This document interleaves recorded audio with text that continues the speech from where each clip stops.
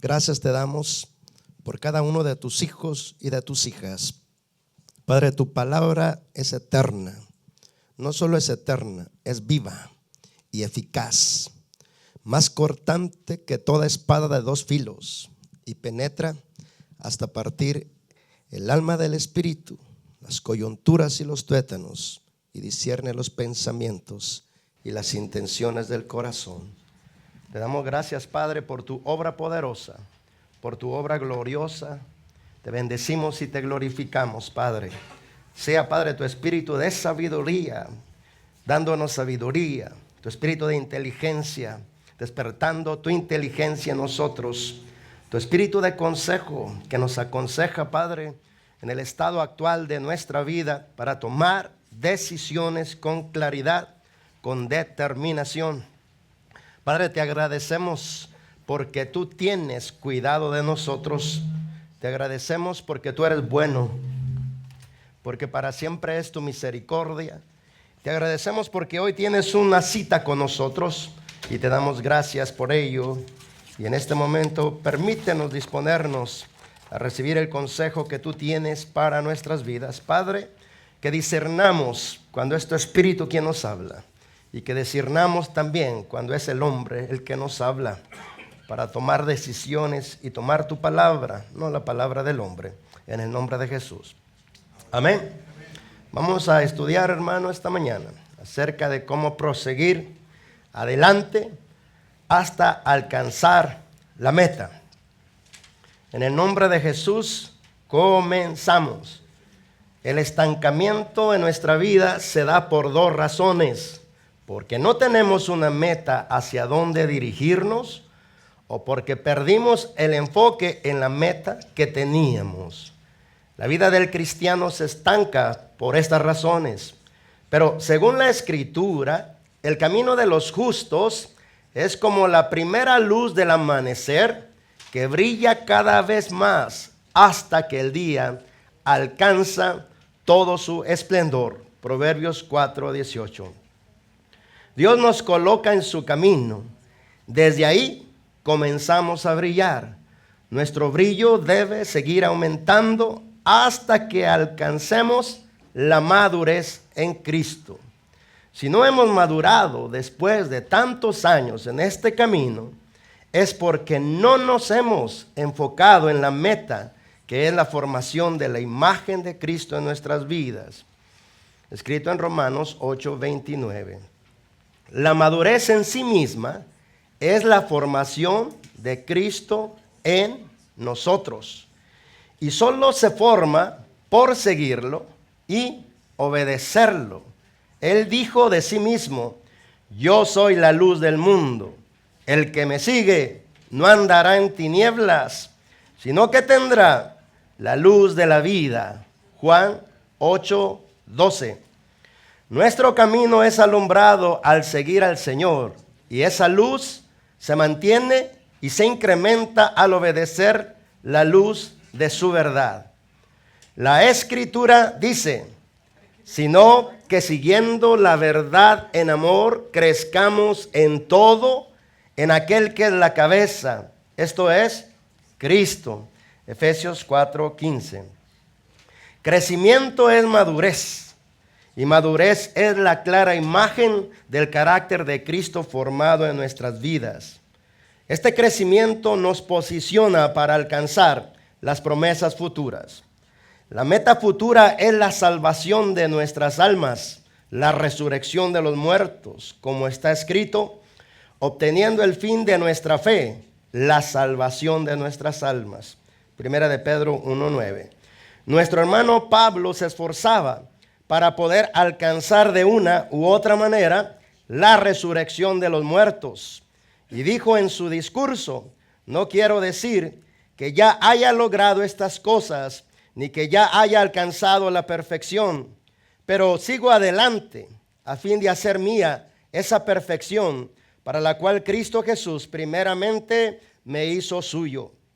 No, amados hermanos, no lo he logrado, pero me concentro únicamente en esto. Olvido el pasado y fijo la mirada en lo que tengo por delante. y así avanzo hasta llegar al final de la carrera para recibir el premio celestial al cual Dios nos llama por medio de Cristo Jesús. Filipenses 3, 1 al 14. Olvidar el pasado y concentrarnos en lo que tenemos por delante es la única forma de avanzar hasta llegar a alcanzar la meta. Nadie avanza por mantener enfocada su vida en cosas pasadas. Cuando hacemos esto, nos convertimos en prisioneros del pasado sin posibilidad alguna de avanzar hacia adelante. Si no tenemos una meta futura, no tendremos interés de ir tras ella. Si nos enfocamos en nuestros problemas, olvidaremos buscar soluciones. Si la puerta se cierra, no debemos quedarnos encerrados, sino buscar la forma de cómo salirnos del encierro. Todo por lo que se quiere, se debe trabajar para alcanzarlo. Debemos tener metas claras y específicas e ir tras ellas. Pablo le hace saber a Timoteo cómo alcanzar las metas que se proponga. Entre tanto que vengo, dice Pablo, ocúpate en la lectura, en la exhortación y en la enseñanza. No descuides el don que está en ti, que te fue dado por profecía con la imposición de las manos del concilio de los ancianos. Medita en estas cosas, ocúpate en ellas, para que tu progreso sea evidente a todos. Ten cuidado de ti mismo y de lo que enseñas. Persiste en ello, pues haciendo esto te salvarás a ti mismo y a los que te escuchan. Primera de Timoteo 4, 13 al 16. La observación es clara. Prepárate, edúcate, no descuides lo que recibiste. Medita en estas cosas, ocúpate en ello, para que tu progreso sea evidente a todos. Ten cuidado de ti mismo y de lo que enseñas. Persiste en ello, pues haciendo esto te salvarás a ti mismo y a los que te escuchan. Observemos nuestras vidas y veamos dónde estamos estancados y volvamos a enfocarnos en la meta y prosigamos adelante hasta alcanzar el premio del llamamiento celestial. ¿Sabes cuál es tu llamado? ¿Cuál es tu propósito en Dios? ¿Qué recibiste de Él? ¿Sabes cómo madurar en ello? ¿Tienes tus metas claras? Si no hay preparación, tampoco hay madurez. Si no avanzamos, no solo nos estancamos, sino también retrocedemos. La Escritura nos recuerda, hace tanto que son creyentes, que ya deberían de estar enseñando a otros. En cambio, necesitan que alguien vuelva a enseñarles las cosas básicas de la palabra de Dios. Son como niños pequeños que necesitan leche y no pueden comer alimento sólido, pues el que se alimenta de leche sigue siendo bebé y no sabe cómo hacer lo correcto. Pero el alimento sólido es para los que son maduros, los que a fuerza de práctica están capacitados para distinguir entre lo bueno y lo malo. Hebreos 5, 12 al 14. Lo más valioso de Dios lo obtienen aquellos que se ocupan en lo que recibieron y permanecen en práctica continua para perfeccionarlo. La preparación nos abre la puerta y si somos capaces de demostrar que somos efectivos en lo que hacemos, generamos confianza. Y la confianza nos abre un mundo de posibilidades para ser solicitados en lo que somos eficientes. Enfoquémonos en las promesas futuras y vayamos tras ellas hasta alcanzarlas. Amén. Claro, es el estancamiento, hermano, porque estamos sin avanzar. Y bueno es que ubiquemos por qué estamos estancados. Como dice la Escritura, hermano, el progreso del cristiano nunca es detenerse, sino ir progresando. Porque el camino de los justos, que son los creyentes cristianos, es como la primera luz del amanecer, o sea, como el alba, que brilla cada vez más hasta que el día alcanza todo su esplendor. Esto nos da la clara ubicación de que nosotros en la vida cristiana no podemos estar estancados, sino que si vamos caminando de una manera correcta, nuestro brillo se va a ir incrementando. ¿A qué brillo me refiero? A que la imagen de Cristo se verá en nuestra vida. Escucha bien, no que tanta Biblia sabemos, no que tanta Biblia oímos, no, sino que tanto Cristo se ve en nuestro carácter. Esa es la verdadera madurez. Esa es la meta de la verdadera madurez. Ahí, hermano, en Romanos 8:29 nos dice que a los escogidos Dios los escogió y los predestinó para que sean formados conforme a la imagen de su Hijo Jesucristo. Esta es la meta de Dios para ti y para mí. Otra vez te digo, no que sepa muchísima Biblia en mi cabeza, ni tampoco que exponga mis oídos a estar constantemente escuchando cosas de Dios, sino que todo lo que escuche permite que Dios lo forme en mí, lo forme en una unidad, que Él se refleje en mi carácter, en mi forma de actuar.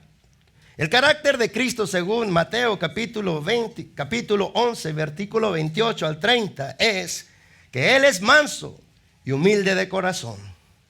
Cuando un cristiano ha alcanzado la humildad, fruto de muchos quebrantos y humillaciones contra su carne, entonces obtiene el favor de Dios, porque solo los humildes, hermano, obtienen el favor de Dios.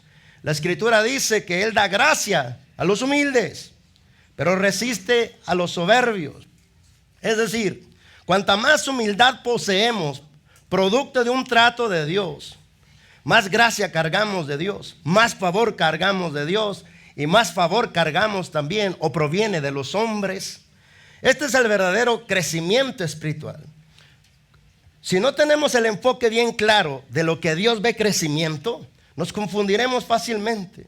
Por ejemplo, en una iglesia el crecimiento no depende del número de congregantes. Dios no ve el crecimiento de esa manera. Dios, como ve el crecimiento, es que tanto veo a mi hijo formado en ti. Ese es el verdadero crecimiento. Si veo que te comienzas a comportar más como mi Hijo Jesucristo, es evidencia de que vas creciendo en verdad. Porque el crecimiento es Cristo en nosotros, mostrándose a través de lo que pensamos, de lo que hablamos y de lo que hacemos. Pero la mentalidad humana, hermano, tiene como ubicación el crecimiento de otra manera. Tiene un concepto diferente al de Dios. Para la humanidad o para la mente natural, crecimiento es números. Crecimiento es números. Cuanto más miembros la iglesia tiene, a su mentalidad cree que es el crecimiento que Dios anda buscando. Pero hermano, una iglesia puede estar llena de miembros, puede tener 1,000 miembros, 10,000 miembros, pero Dios solamente ve de esos 10,000 aquellos, los que reflejan a su Hijo en él. Entonces no son los números, sino es que tanto Cristo se ve en mi vida, que tanto se va dejando ver más y más en mi carácter. Si Cristo en realidad está en mí y se forma en mí, entonces se va dejando ver a través de mi comportamiento. No hay manera de perdernos en esto, hermano, cuando vemos las cosas como Dios las ve. Pablo dijo a los Gálatas, mira si quieres ir conmigo, en Gálatas capítulo 4, en el versículo 19, Pablo sufría mucha aflicción por la iglesia de Galacia, porque la iglesia de Galacia dejó entrar a maestros que predicaban el judaísmo y empezaron a corromper las creencias limpias de la palabra de Dios. Y entonces Pablo dice: hijitos míos, por quienes vuelvo a sufrir dolores de parto hasta que Cristo sea formado. ¿Lo ves? Hasta que Cristo sea formado en ustedes. No dice hasta que nos asombres con tu mente brillante de cuánta Biblia sabes. No dice eso. Dice hasta que Cristo se vea formado en ti. Hasta que Él se comporte en tu comportamiento. Este es el verdadero crecimiento. Dejar que Cristo se forme en nosotros. Y la única forma en que se forma en nosotros está, hermano, la respuesta dada en Efesios 4:15, que ahí lo dejé en tu escritura o en la hoja. Dice, sino que siguiendo la verdad en amor, crezcamos en todo, en aquel que es la cabeza, esto es Cristo. Es bien importante para cada uno de nosotros, los hijos de Dios, que entendamos que el crecimiento en nosotros se da en relación a nuestra obediencia. O sea, yo puedo ser, y de hecho soy padre y esposo o pastor también de esta iglesia. Pero hermano, tengo mandamientos que cumplir como pastor. Tengo mandamientos que cumplir como esposo o como padre. Si permito que el Espíritu Santo me ayude a formarme en esos mandamientos, entonces reflejo a Cristo como esposo o como padre o como pastor de esta iglesia en mi carácter. De lo contrario, solamente, hermano, veré que sé mucha Biblia, pero con mi carácter represento que la Biblia que predico no se forme en nosotros.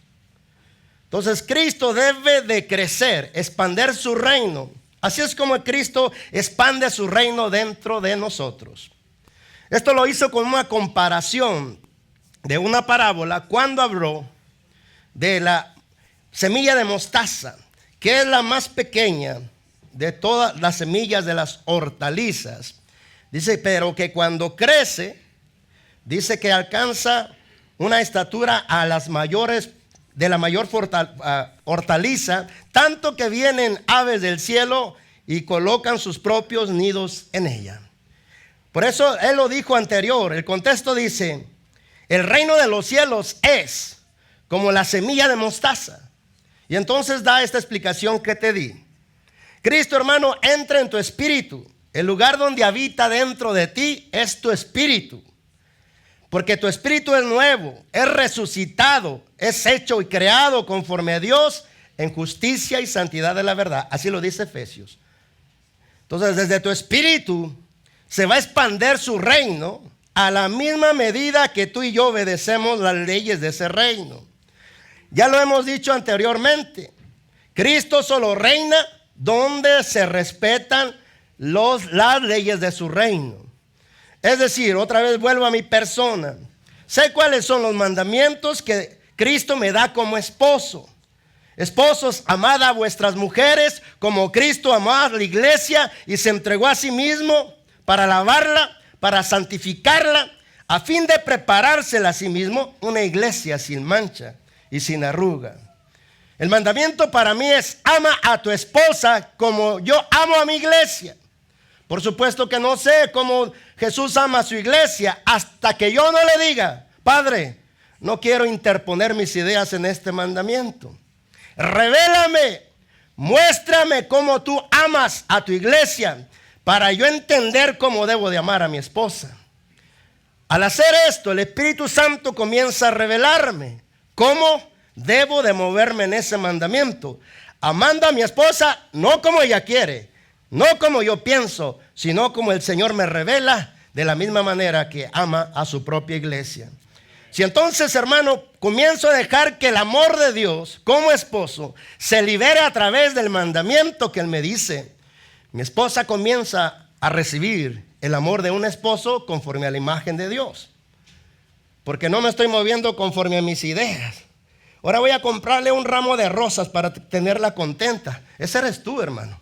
Porque si te humillaras ante la presencia de Dios, primero, hermano, si ofendiste a tu esposa, el Espíritu Santo te guiará a humillarte delante de ella, a pedirle perdón y a tratar de sanar de la herida que le hicieron tus palabras o tus conductas. ¿Ve la diferencia en cuando uno actúa bien precipitado a esperar que Dios lo mueva? Porque, hermano, toda aquella ayuda que te dan otros que no necesitas, no te sirve. ¿Sí o no?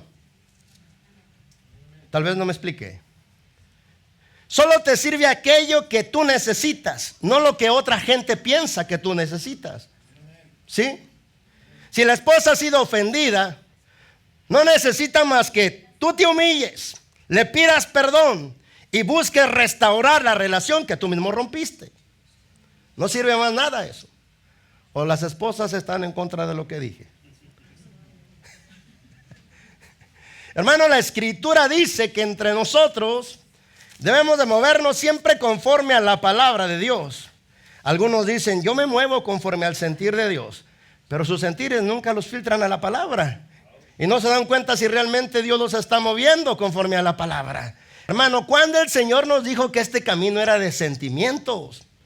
Es de convicciones provocadas por el Espíritu Santo, pero cuando hay ofensas entre nosotros, lo que debe hacer el que ofendió es hacer lo siguiente. Si se quiere mover conforme a la verdad de Dios, si se quiere mover conforme a sus ideas, el fracaso le espera inevitablemente. Pero, hermano, en Santiago capítulo 5, versículo 16, nos dice lo siguiente: confiésense sus ofensas unos a otros y oren unos por otros para que sean sanados. La oración eficaz del justo puede mucho. Voy a confesar mis ofensas. Y más me vale que sea sincero, que de verdad sea totalmente honesto y sincero en pedir, hermano, en confesar mi ofensa, en arrepentirme de la ofensa y en pedir que se me perdone. Después orar los unos por los otros para que haya sanidad de las heridas por causa de las palabras o las acciones entre la pareja. Y luego dice para que sean sanados. A muchos cristianos les gusta nada más usar la porción final de este verso. La oración eficaz del justo puede mucho. Les gusta mucho. La oración eficaz del justo puede mucho. Pero están en pleito con sus hermanos en la iglesia. Tienen resentimientos y no pueden pasar a sus hermanos en la iglesia. Pero según ellos, la oración eficaz del justo puede mucho. No, hermano, esta oración se hace eficaz cuando tú y yo provocamos una ruptura en la relación, o con los hijos, o con la esposa, o el esposo. Y debemos de hacer lo que el Señor nos dice para restaurar todas las cosas. Así que Cristo, hermano, se va expandiendo su gobierno a la misma medida que yo voy obedeciendo sus mandamientos.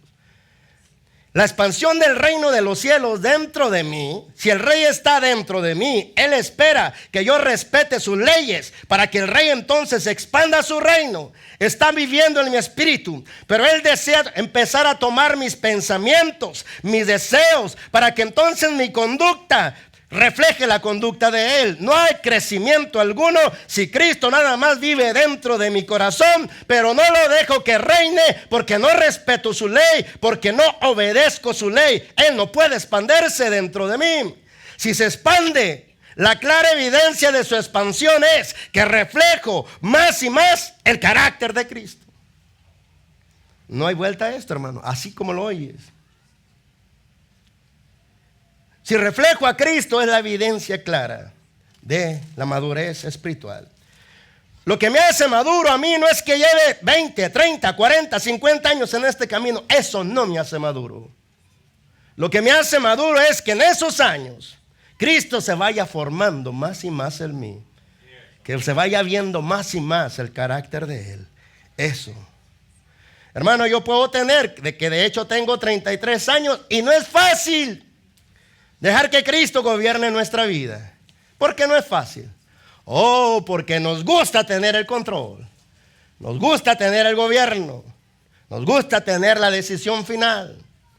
Y como estamos tan acostumbrados a gobernarnos a nosotros mismos, no le permitimos al rey que nos gobierne. ¿Por qué? ¿Cómo vamos a perder nuestro gobierno? A ver, la palabra siervo, hermano, en el griego significa esclavo. Y para que tú y yo seamos siervos de Dios, debemos de convertirnos en esclavos de lo que Él dice. Si somos esclavos de lo que Él dice, entonces Él nos considera verdaderos siervos. No te confíes de la declaración de tus hermanos que te dicen, tú eres un siervo de Dios, tú eres una sierva de Dios. Mira, el hermano y la hermana se puede mover por simpatía nada más, o por atracción nada más, o porque eres familia, o por cualquier otra razón pecaminosa. Pero Dios es el que ve las cosas claras, y como las ve, Él dice de lo siguiente: si eres mi esclavo, entonces yo soy tu Señor. Porque un esclavo solo hace lo que su Señor le manda. No me llames Señor si vives tu vida tomando decisiones sin consultarme a mí. Me llamas Señor de boca, pero con tus acciones me demuestras todo lo contrario. Porque cuando habla de señorío, habla de que hay un esclavo que se somete a ese señor. ¿Sí? Si Cristo es mi Señor, yo soy esclavo de sus leyes, de sus mandamientos, de lo que Él me pide. Si no, puro engaño de mi cabeza, hermano. A lo mejor tú me puedes decir que yo soy un siervo de Dios, pero yo no acepto tus palabras en este sentido. Porque Dios es el único, hermano, que pesa mi obediencia. El único que pesa mi corazón. El único que pesa mis pensamientos. Recuerdo, hermano, las palabras que Él me enseñó, que son las siguientes, y que te las voy a enseñar a ti. Le dije al Señor: Señor, ¿cómo puedo alcanzar el siglo final y la vida eterna venidera? Procura, me dijo, presentarte ante todo como un obrero que no tiene nada de qué avergonzarse, que traza bien la palabra de verdad. Y ahí es otra historia. Porque si yo me tengo que presentar delante de Él como un obrero que no tiene de qué avergonzarse, eso me habla de que yo tengo que estar en paz con Él y en paz con mis hermanos. Que no haya acusa de conciencia que estoy mal con alguien, menos con mi Señor. Y no solamente eso, que sepa, hermano, interpretar correctamente la Biblia. Porque si no la sé interpretar correctamente, me tuerzo en mis aplicaciones equivocadas. Tomo desviaciones, hermano, porque no entiendo bien la Escritura. Recuerda que el único que te puede revelar las Escrituras es tu Señor Jesucristo. Lucas 24:45. Y les abrió el entendimiento para que comprendiesen las Escrituras. Es Cristo quien te abre el entendimiento para que comprendas las Escrituras. Entonces, hermano, leemos otros versículos en Hebreos capítulo 4 y versículo 13 al 17. Santiago 3:13 al 17. ¿Quién se cree que es sabio y entendido entre ustedes? Demuéstrelo por su comportamiento, en sus acciones, en sabia servidumbre. Pero si tienen celos amargos y contención en su corazón, no se jacten ni mientan contra la verdad. Estamos leyendo Santiago 3:13 adelante. Versículo 14, comienzo a leer. Pero si tienen celos amargos y contención en su corazón, no se jacten ni mientan contra la verdad. Porque esta sabiduría no es la que desciende de lo alto, sino terrenal, animal y diabólica. Porque donde hay celos y contención, ahí hay perturbación y toda obra perversa. Pero la sabiduría que es de lo alto, que viene de Dios, es primeramente pura, después pacífica, amable, buena, llena de misericordia y de frutos y de buenos frutos, sin vacilación o incertidumbre, ni hipocresía o ni doblez. Mira aquí el carácter de Cristo se ve. Algunos dicen: Dios me habló. No, hombre, yo tengo visitaciones de Dios. Oh, sí, lo vamos a ver. ¿Cómo? Lo vamos a ver en tu comportamiento. Porque si de verdad Dios está teniendo contigo contacto y comunión, tu mente va a comenzar a ser pura, tus palabras puras y tu corazón también. Eso va a producir en ti la mansedumbre del Señor, la amabilidad del Señor, la bondad del Señor, la misericordia del Señor, la seguridad y, hermano, la integridad de Dios. Ya sabremos si Dios realmente está comunicándose contigo. Lo sabremos porque lo sabremos.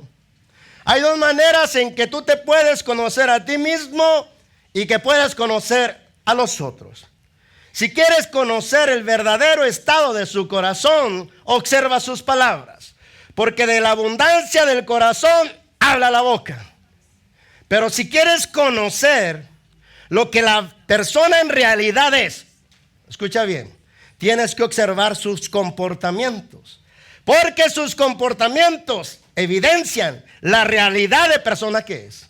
Conforme a sus frutos, los conoceréis. O sea, conforme a su comportamiento, evidenciará realmente quién es él o quién es ella. No hay manera de equivocarnos, hermano.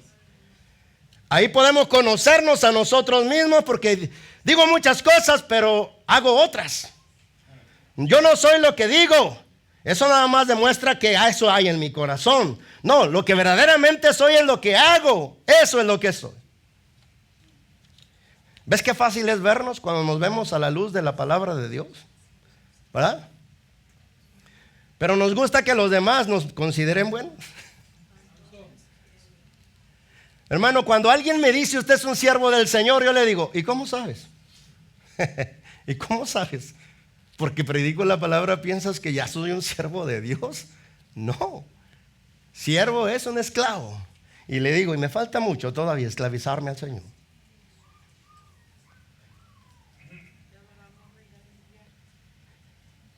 Pero hermano, vayamos a por qué nos estancamos para enfocarnos en el tema en sí.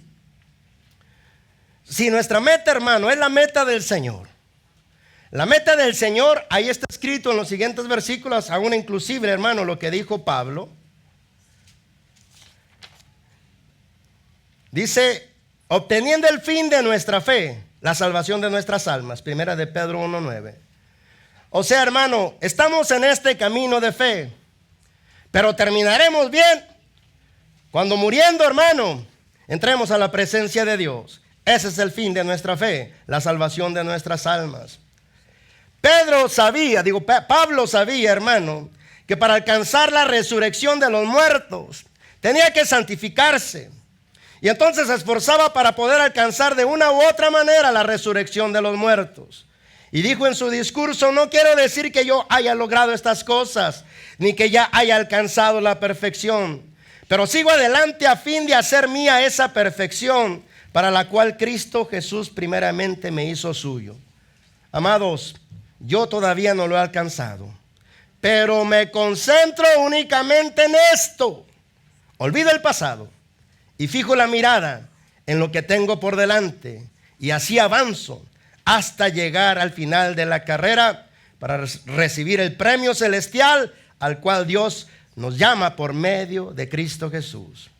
Por eso, hermano, olvidar el pasado y concentrarnos en lo que tenemos por delante es la única forma de avanzar hasta llegar a alcanzar la meta futura. Porque nadie avanza por mantener enfocada su vida en las cosas pasadas. Cuando hacemos esto, nos convertimos en prisioneros del pasado sin posibilidad alguna de avanzar hacia adelante. ¿Cuál es tu meta como cristiano? ¿La meta es la misma meta de Dios o tienes otras metas muy diferentes a las de Él? ¿Cuántos hermanos quieren morir y asegurar su entrada a la eternidad juntamente con Él? ¿Cuántos en realidad, si alcanzan el día del arrebatamiento de la iglesia, quieren ser arrebatados? Porque te recuerdo que por la boca de nuestro Señor Jesucristo salieron estas palabras en relación al arrebatamiento. En aquel día, 2 estarán en una cama, uno será arrebatado y el otro será dejado. 2 estarán en el campo, uno será arrebatado y el otro será dejado. Esto nos habla de compañerismo, y puede ser posible que en la misma familia se vaya solamente la esposa y se quede el esposo, o viceversa. Se vaya solo el esposo y se quede la esposa. O se vayan solo los hijos y se queden los padres. O se vayan solo los padres y se queden los hijos. Porque 2 estarán juntos. 2 o más andarán juntos, pero unos serán arrebatados y otros serán dejados. La creencia general de los cristianos es esta, que si yo creo en Cristo ya la tengo asegurada. Pero la palabra de Dios nos dice en Primera de Juan capítulo 3, verso 1 al 3, Primera de Juan capítulo 3, versículo 1 al 3, específicamente el versículo 3, pero leemos desde el 1.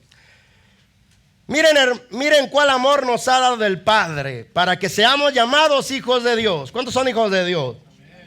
Por esto el mundo no nos conoce, porque no le conoció a Él. Amados, ahora somos hijos de Dios y aún no se ha manifestado lo que hemos de ser. Pero sabemos que cuando Él se manifieste, seremos semejantes a Él, porque le veremos tal como Él es. Y todo aquel que tiene esta esperanza en Él se purifica a sí mismo, así como Él es puro. Aquí ya cambia todo, ¿sabes? Porque si realmente estás esperando que Cristo venga por ti, si yo estoy esperando que Cristo venga por mí, la meta, hermano, mi meta, tu meta, debe de ser, hermano, que si tenemos esta esperanza de que Él va a venir por nosotros, todo aquel que tiene esta esperanza en Él, se purifica a sí mismo, como Él es puro. Aquí ya nos habla de santidad. Y para, hermano, para prepararnos para estar o para ser candidatos seguros de que Él nos arrebate, en Primera de Tesalonicenses nos habla de algunas cosas que debemos de considerar. Por supuesto, esta enseñanza es para los que realmente tienen su meta en resucitar de los muertos, en que Dios, hermano, les conceda la resurrección de los muertos y se vayan en gloria con Él. Dijimos que en Primera de Tesalonicenses, capítulo 5, versículo 15 en adelante, 15 al 24, dice: miran que ninguno pague a otro mal por mal, antes sigan siempre lo bueno unos para con otros y para con todos. Nos paramos ahí. Ninguno debemos de hacer con intención las cosas para pagarle a nuestros hermanos o vengarnos de nuestros hermanos. Dice que sigamos siempre lo que es bueno entre nosotros y para con todos los demás. El versículo 16 dice: estén siempre gozosos. Muchos cristianos, hermano, han perdido el gozo de su salvación. Ya la salvación no la tienen por grande, maravillosa y sublime, porque ya perdieron el gozo de la salvación.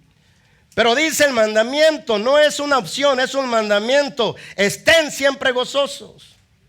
Hermano, cuando a los hermanos o a las hermanas Dios les da un corazón humilde, pueden ver las cosas. Y este tipo de hermanos pueden ver todas las cosas y son bien agradecidos con Dios.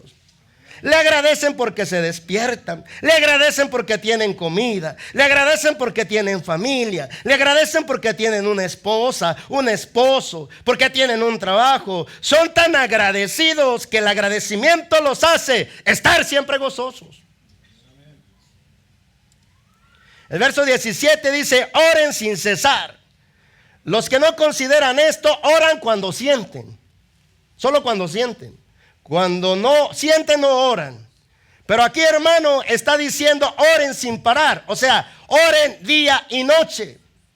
Puedes ver esta parábola, hermano, en Lucas capítulo 18, verso del 1 al 8, que el Señor dice que clamemos a Él día y noche. Nos habla de un tipo de oración. Nos dice que le refirió una parábola sobre la necesidad de orar siempre, sin parar, sin desmayar. Orar siempre. Solo aquellos que tienen la absoluta confianza en que Dios los escucha, oran continuamente. Oran continuamente. No paran, hermano, su vida de oración. No están esperando venir a la iglesia para orar. Ellos, hermano, han hecho de la oración un estilo de vida. Por eso oran sin cesar. Versículo 18. Den gracias a Dios en todo, porque esta es la voluntad de Dios para con ustedes en Cristo. Algunos le dan las gracias solamente cuando las cosas van de acuerdo a su propio gusto, a su propio deseo. Si Dios responde como tú quieres, ¿verdad? Le das gracias. Si no responde como tú quieres, no le das gracias. ¿Ah? Pero dice que en lo bueno que estés pasando y en lo malo, en todo tiempo le des gracias. Porque esta es la voluntad de Dios, que seas agradecido. Estás en luchas ahorita, estás en ataques ahorita, estás en confusión ahorita. Dale gracias a Dios y confía que Él ordenará tus pensamientos y te dará claridad para que tengas convicción y sigas, hermano, con perseverancia. El versículo 19 dice, no apagues al espíritu. Este, hermano, nos habla de algo personal. Dios es el que despierta el espíritu del hombre, dice la Biblia. Ahí, hermano, en Zacarías nos dice que Él es el que despierta el espíritu del hombre para movernos a trabajar en lo que Él nos dice. Cuando despertó el espíritu de Zorobabel y de todo el pueblo, dice que los puso a trabajar conforme al sentir que Dios los puso. Pero el apagar el espíritu es lo siguiente, hermano. No apagar el espíritu. ¿Cómo saber que Dios nos despierta? Porque cuando Dios nos despierta a hacer algo, escucha bien, no se te vaya a olvidar. Cuando es Dios el que nos despierta a hacer algo, todo lo que nos pone a hacer es para su honra y es para su gloria. No para nosotros mismos, no para cumplir nuestros egoísmos y caprichos. Dios me puso un sentir, dicen algunos hermanos. Y luego sus decisiones crean conflictos en la casa, crean conflictos entre la pareja, crean conflictos en la iglesia. Hermano, acepta el engaño. No es Dios quien te dijo eso. No es Dios quien te puso eso. Porque cuando Dios, hermano, te pone en ti de verdad el querer como el hacer y te mueves en una acción obedeciendo al Espíritu, no estás apagando al Espíritu. Pero la característica principal del Espíritu Santo de Dios es esta. Jesús dijo lo siguiente del Espíritu Santo: Él me glorificará porque tomará de lo mío y se los hará saber. Simplificando, si es mi espíritu el que te está moviendo, va a impartirte de lo que es mío, va a glorificarme a mí en tus acciones. Y entonces puedes estar seguro que es Dios. De esa manera no apagas el espíritu. Hay algunos hermanos y hermanas, hermano, que viene un movimiento sobrenatural sobre las iglesias. Y si no disciernen si es el Espíritu Santo de Dios o un falso movimiento, hermano, del enemigo, piensan que no apagar el espíritu es dejar que todo se desordene y todo ande por la iglesia, el movimiento en desorden completo. Pero eso, hermano, hay que estar seguro si es Dios, porque Dios es un Dios de orden.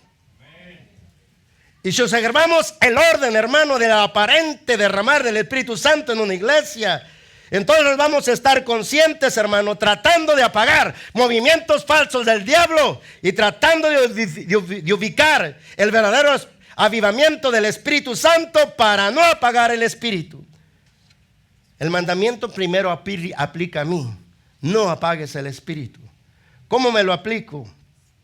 Sabiendo qué es lo que Él me dio, sabiendo qué dones cargo, sabiendo qué ministerio cargo, y ponerme a trabajar en eso, usar lo que Dios me dio, llevarlo a la práctica continua. Pablo le dijo a Timoteo: ocúpate en lo que recibiste, trabájalo, persevera en ello, porque al perseverar en ello, tu eficacia será notoria a los demás. Cuídate a ti mismo y ten cuidado de lo que enseñas, pero persevera de esta manera y vas a crecer en ello.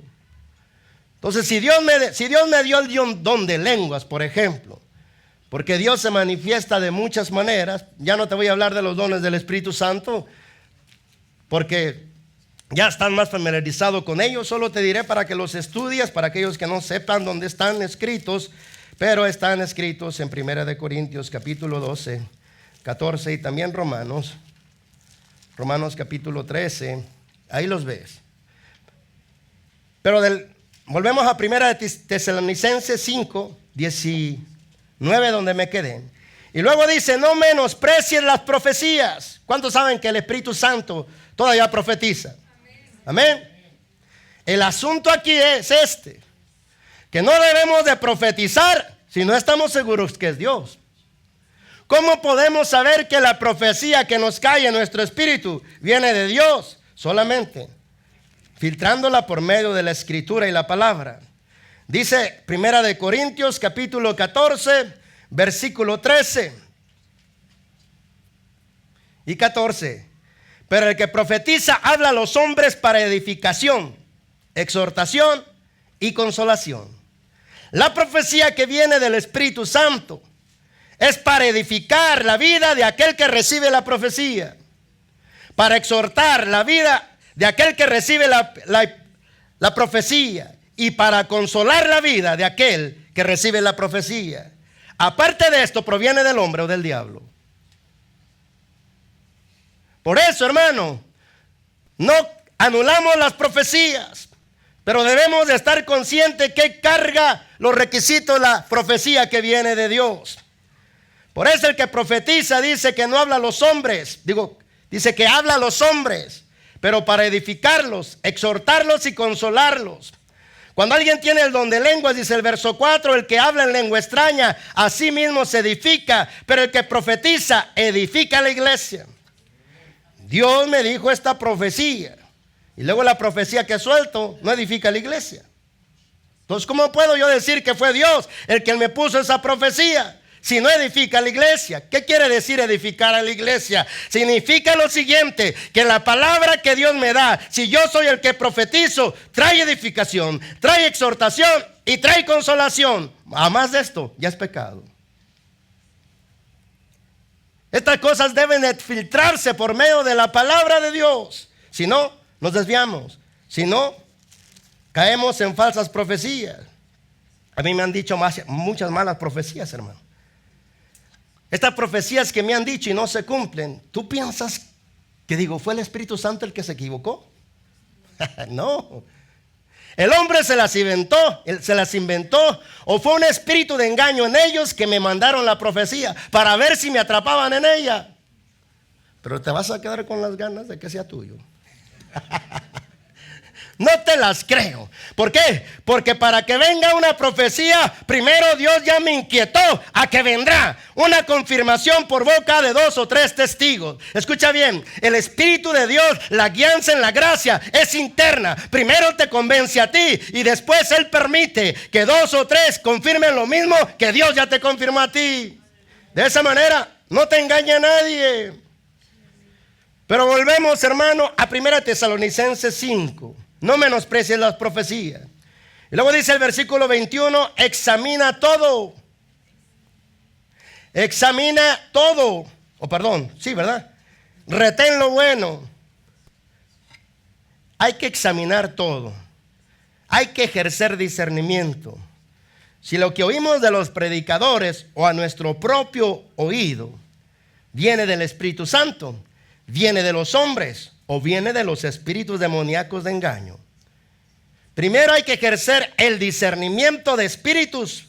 Primera de Juan capítulo 4 versículo 1 dice: amados, no les crean a todos los espíritus que les predican, porque muchos falsos profetas han salido por la tierra. Disciernan, examínenlo todo y retengan lo que viene bueno de Dios. Algunos dicen: yo retengo lo bueno y desecho lo malo. Pero cuando no te mueves en el discernimiento primero, retienes lo bueno que a ti te conviene. Y desechas lo malo según tú, que no te conviene, pero viene de Dios. Porque Dios no todo el tiempo trae palabra de consolación, sino también de exhortación. ¿Sí o no? Sí. Entonces dice, examinen todo y retengan lo bueno. Versículo 22. Absténganse de toda especie de mal. Y el mismo Dios, versículo 23, y el mismo Dios de paz os santifique por completo, y todo vuestro ser, espíritu, alma y cuerpo, sea guardado irreprensible para la venida de nuestro Señor Jesucristo. Fiel es el que los llama, el cual también lo hará. A muchos cristianos les gusta el versículo 24, pero no todos los versículos que leímos anteriormente, y menos el versículo 22. Porque el versículo 22 dice: abstente de toda especie de mal. A muchos cristianos les gusta declarar y confesar y cantar las promesas de Dios, como si cantándolas y declarándolas se van a convertir en una realidad. Si no observamos, hermanos, los requisitos para que esas promesas se conviertan en una realidad. Y entonces dice el Señor aquí, o Pablo a través del Espíritu Santo: absténganse de toda especie de mal, versículo 22. Si se abstienen de toda especie de mal, entonces Dios va a actuar en sus vidas.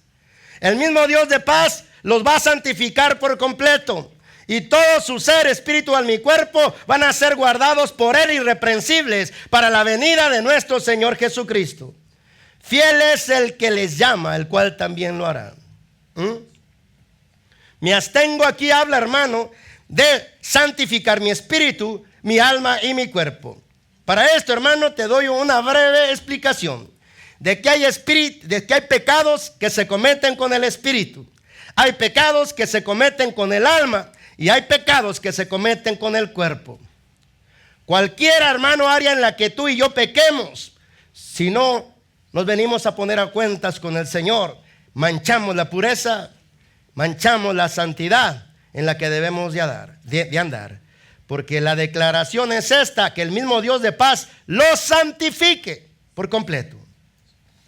Los pecados del espíritu son los siguientes en los cristianos: cuando tienen comunión con los demonios sin darse cuenta.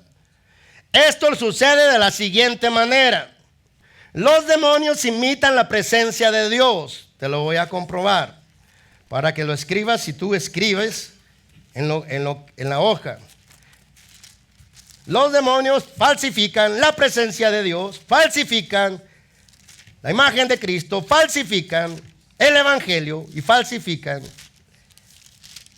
la misma manifestación de la gloria del Señor. Aquí está escrito en 2 de Corintios 11, versículo 3 y 4. Pablo le dice a los corintios: me temo que como la serpiente con su astucia engañó a Eva, sus sentidos sean de alguna manera extraviados de la sincera fidelidad a Cristo. Porque si viene alguno predicándoles a otro Jesús que el que os hemos predicado, o si recibís otro espíritu que el que habéis recibido, u otro evangelio que el que habéis aceptado, bien lo toleráis. ¿Lo notaste? Que en las iglesias cristianas se puede aceptar a otro Jesús, a otro espíritu confundiéndolo con el Espíritu Santo, y a otro evangelio confundiéndolo con el evangelio de la sana doctrina. Versículo 13, 14 y 15 dice: porque estos falsos apóstoles, obreros fraudulentos, que se disfrazan como apóstoles de Cristo, y no es maravilla, porque el mismo Satanás se disfraza como ángel de luz. Así que no es extraño si también sus ministros se disfrazan como ministros de justicia, cuyo fin será conforme a sus obras.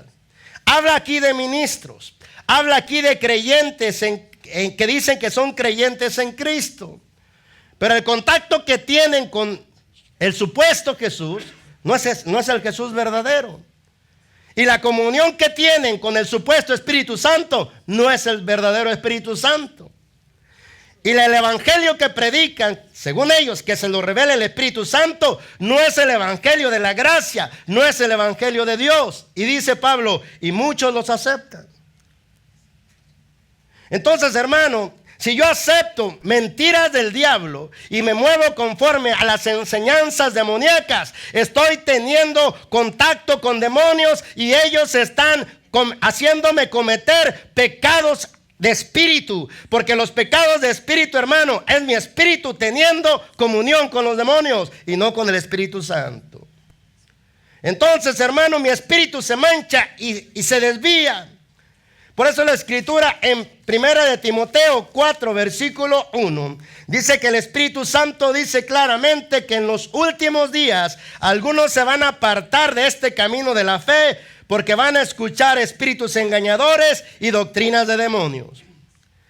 Pero si guardo mi espíritu, que es santo, voy a buscar de todo corazón a mi Señor Jesucristo, siendo honesto, siendo sincero en mi búsqueda, reconociendo que sin Él nada puedo hacer, reconociendo que si Él no me ayuda, yo no puedo hacerlo. Si soy honesto con Él, el rey David dijo: tú amas la verdad en lo íntimo, en lo secreto me haces entender sabidurías. Salmo 51, 6 parece que es. Pero cuando somos honestos con Él, hermano, y deseamos de verdad que el hombre no nos engañe, que el diablo no nos engañe, y le decimos al Señor, como dice tu palabra: Padre, no me dejes caer en tentación, líbrame del maligno. Entonces, el Señor obra y me guarda del engaño. Entonces mi espíritu permanece limpio. Pero luego están los pecados de mi alma, hermano. Vamos a terminando. Los pecados de mi alma, hermano, son todas las obras de la carne. Para no empezar a leerlas, y un sinnúmero, te digo dónde están. Gálatas capítulo 5, versículo 17 al 21. Después el 22 al 24 habla del fruto del Espíritu Santo en nosotros. Pero si observamos, solamente por mencionar algunos, y manifiestas son las obras de la carne: adulterio, fornicación. Me voy a parar ahí, solo para identificar los deseos. Nuestra alma está compuesta de 3 componentes principales: nuestra voluntad, nuestra mente y nuestro corazón. Así es de que cuando hablamos de los pecados del alma, son los pecados del pensamiento y de los deseos del corazón. Cuando dice que manifiestas son las obras de la carne y comienza a nombrar pecados que cometemos con el alma y que los ejecuta nuestro cuerpo físico, se ubica directamente en deseos que nacen y brotan del interior. El adulterio no es un deseo, hermano. La fornicación no es un deseo. Entonces son deseos del corazón. La impureza, dice, los celos, las envidias, las contiendas, las divisiones, son, hermano, deseos que controlan el corazón. Y cuando el corazón nos controla en esos deseos y lo manifestamos al exterior, nuestro cuerpo se convierte en un instrumento de la expresión de esos malos deseos. Y ahora, por cometer esos pecados, nuestro corazón se mancha, nuestra alma se mancha, y hacemos que el cuerpo, que es el templo del Espíritu Santo, se manche. Por eso en 2 de Corintios 7:1 nos dice lo siguiente: puesto que tenemos tales promesas de Dios, limpiémonos de todo pecado del cuerpo y del espíritu, para que la santidad de Dios alcance su madurez en ustedes. Por eso dice la Escritura que todo su ser, espíritu, alma y cuerpo sean guardados irreprensibles en santidad para el día de la venida. Lo que importa es lo de adentro, no lo de afuera. Hermano, lo que importa es que hagamos caso a lo que Dios dice. Con tu cuerpo puedes pecar, con tu alma puedes pecar, y con tu espíritu también puedes pecar. Pero no importa de qué área venga el pecado. Si reconocemos el pecado, abogado tenemos para con el Padre, a Jesucristo el justo. Él es la ofrenda por nuestros pecados. Si confesamos nuestros pecados, Él es fiel y justo para perdonar nuestros pecados y limpiarnos de toda maldad. La solución ahí está. Pero si yo quiero, hermano, que si hoy me toca, escucha bien, cierra tus ojos. Si hoy fuera mi último día en la tierra, que yo no lo sé, hablo de mí, no de ti. Si hoy fuera mi último día en la tierra, si en el libro de Dios ya está escrito que hoy tengo que morir, la pregunta que yo me debo de hacer: ¿estoy limpio? ¿He guardado mis vestiduras blancas? ¿Estoy en paz con Dios y en paz con los demás? No guardo cosas internas en mi corazón que sé que son falsedad, hipocresía.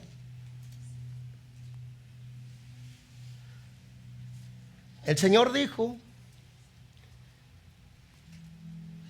que miremos que ese día no nos sorprenda como ladrón en la noche.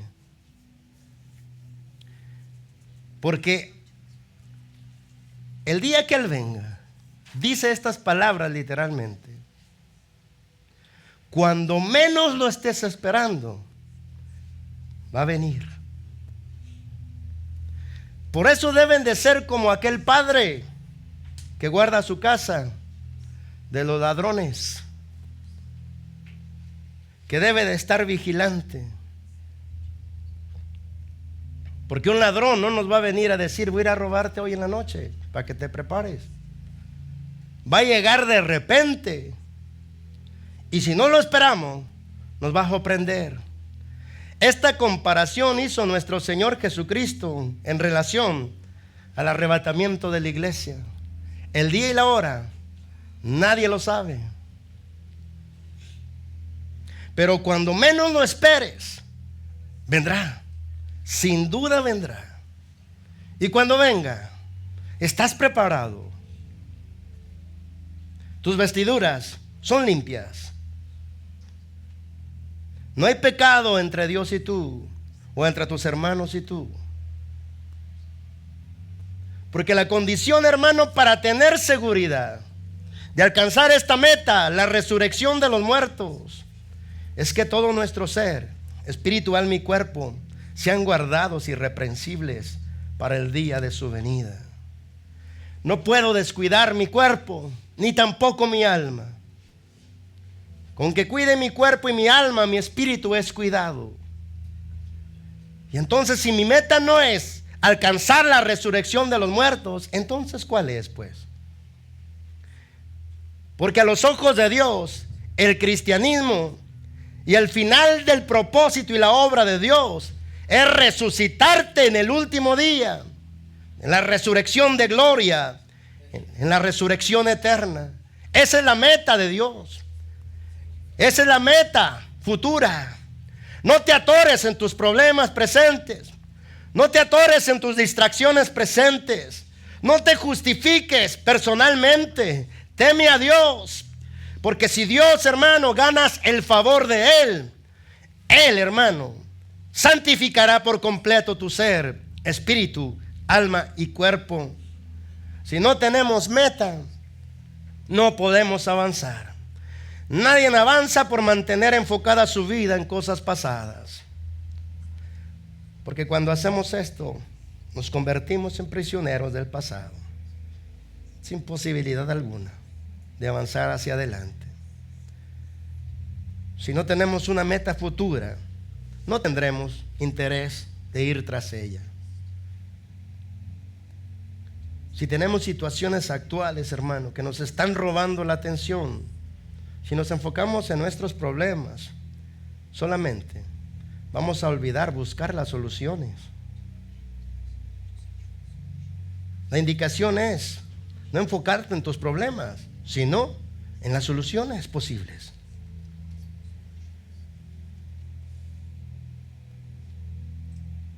El diablo se especializa en entretener a los cristianos. Basta que los capture en su meditación para que ellos se distraigan. Y su vida de meditación esté en los intereses de la tierra y no en los intereses eternos. Nuestro Señor iba a ir a subir a Jerusalén. Y les dijo: voy a subir a Jerusalén. Allá me van a golpear, me van a maltratar los ancianos, el sumo sacerdote y los hombres, y me van a matar. Pero al tercer día voy a resucitar. Y Pedro lo apartó aparte y le dijo: Señor, no permitas que esto te acontezca. El Señor volteó y le dijo: apártate de mí, Satanás, porque no pones la mira en las cosas de Dios, sino en las de los hombres. Cada vez que el diablo logra capturar tu mente para que te enfoques demasiado en lo terrenal, demasiado en lo temporal, sin darte cuenta, te está haciendo que enfoques tu mente en las metas diabólicas de Él y no en las metas de tu Padre Celestial. Jesús dijo: todo lo que viene el diablo y te captura en tu mente, te darás cuenta cuando es el diablo, porque tu vida de pensamiento no se enfoca en las cosas que provienen de Dios, sino en las que provienen del mundo. Hay tanta meta en los cristianos de superación personal. Usan mucho tiempo, hermano, en estar creciendo ellos mismos. Mejor persona, mejor carrera, mejor trabajo, mejor carro, mejor esto, mejor lo otro. Y pierden, hermano, el enfoque de la meta del Señor: resucitarte en el último día. Por eso, hermano, hay que ser nosotros conscientes de que tenemos un compromiso, una meta que perseguir, una meta que alcanzar. Cuando ese día llegue, entonces, hermano, nos daremos cuenta que valió de verdad la pena no haber perdido el enfoque que tenía nuestro Padre Celestial, que es resucitarnos con un cuerpo glorificado a semejanza de la gloria de su Hijo Jesucristo. Alcanzando la resurrección de los muertos, hermano, alcanzamos el propósito y la meta de nuestro Padre Celestial. Padre, bendigo a tu pueblo. En este momento ya lo has bendecido, pero que se agregue bendición aún más. Solo doy un tiempo para diezmos y ofrendas voluntarias, Padre.